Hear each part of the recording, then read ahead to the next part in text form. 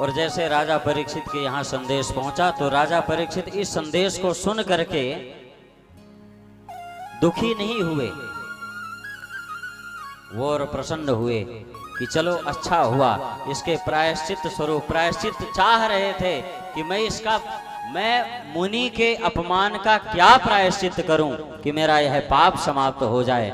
यह संदेश सुनकर के राजा परीक्षित जी महाराज को बड़ी प्रसन्नता हुई और वह सब अपना राजपाट त्याग करके अपने पुत्रों को सब कुछ सौंप करके गंगा जी के किनारे जा करके बैठे।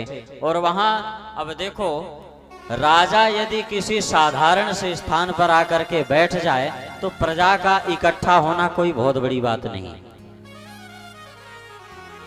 अभी यहीं पर अपने प्रधानमंत्री जी, मुख्यमंत्री जी, राष्ट्रपति जी आ जाएं तो बताओ प्रजा इकट्ठी होगी कि नहीं होगी।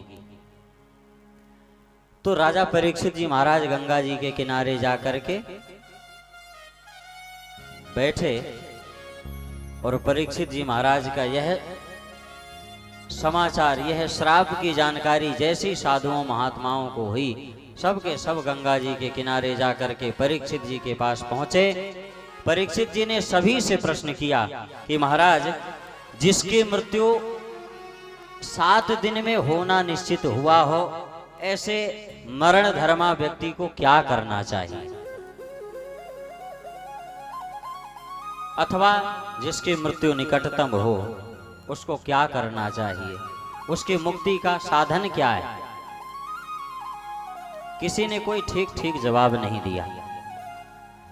अब देखो, एक शंका की बात और है यहाँ पर कि समीक मुनि के जब नेत्र खुले उस समय श्रृंगी ऋषि रो रहे थे।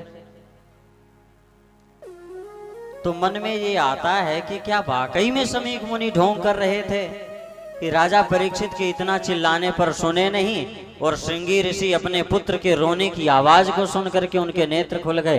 तो बोले ऐसा नहीं है। फिर कैसा है? अरे बोले, परीक्षित जी महाराज स्वयं भगवान नारायण के परम भक्त हैं। परीक्षित जी महाराज की रक्षा स्वयं द्वारिकाधीश ने की है और समीक मुनि के हृदय पर जो भगवान नारायण की छवि का उन्हें दर्शन हो रहा था, भगवान ने जैसे ही देखा कि मेरे भक्त को श्राप लग चुका है, तो भगवान भी छटपटा गए, समीक मुनि के हृदय पटल पर से गायब हो गए, अपने भक्त के मुक्ति का उपाय ढूंढने लगे और भगवान की ही प्रेरणा से सुखदेव जी महाराज का यहाँ पर आगमन होता है। और जैसे ही भगवान की छवि समीक मुनि के हृदय से गायब हुई तो समीक मुनि भी घबरा करके अपने नेत्र खोल दिए। महाराज, नेत्र खोलने का ये है राज। जब किसी ने परीक्षित जी महाराज के प्रश्नों का ठीक उत्तर नहीं दिया तो भगवान की प्रेरणा से वहां पर श्री सुखदेव जी महाराज का आगमन होता है। तत्राभवद भगवान व्यासपुत्रो, तत्राभवद, तत्र अभवद कहते हैं व्यासपुत्र श्री सुखदेव मुनि का वहां पर आगमन होता है।